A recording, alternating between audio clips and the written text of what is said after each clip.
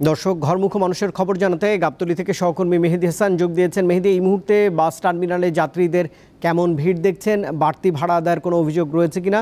মহাসড়কের চিত্র কি বলছে?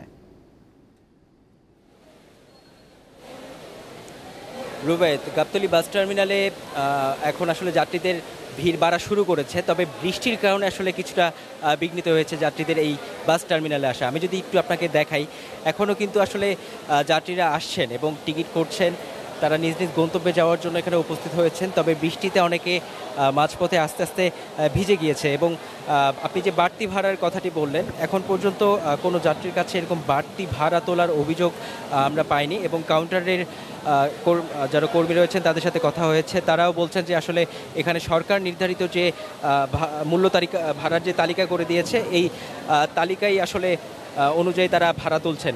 এবং আমি কয়েকজন যাত্রীকে জিজ্ঞেস করেছি, তারা যে গন্তব্যে যাবে ঈদ উপলক্ষে আসলে অল্প কিছু বাড়তি ভাড়া, এটা সরকার যে নির্ধারিত ভাড়া চার্ট তৈরি করে দিয়েছেন সেই অনুযায়ী আসলে এখান থেকে টিকিট করে তারা যেতে পারছেন। তবে কাউন্টারের যারা রয়েছেন তারা জানালেন যে যাত্রী কেবল আসা শুরু করেছে, তবে এই বৃষ্টিতে তারা হয়তোবা এই যাত্রীর যে আসার সময়টা এটা আরও দীর্ঘ সময় হবে এবং যত সময় যাবে ততই আসলে যাত্রীর বাড়ার আশা করছেন তারা। তবে বৃষ্টিতে কিছুটা চিন্তিত তাদেরকে দেখাচ্ছে। এবং এখানে যদি নিরাপত্তার বিষয়ে বলি, এখানে কিন্তু আসলে ভিজিলেন্স টিম বসানো হয়েছে, যাতে যাত্রীরা যে কোনো অভিযোগ হোক তারা যেন এখানে অভিযোগ দিতে পারেন এবং পুলিশ কর্মকর্তারা এখানে রয়েছেন যেন কোনো রকম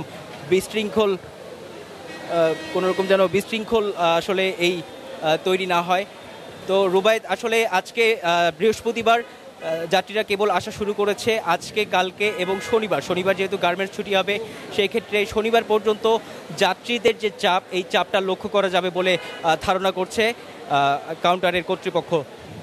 রুবায়েত। মেহেদী, অসংখ্য ধন্যবাদ।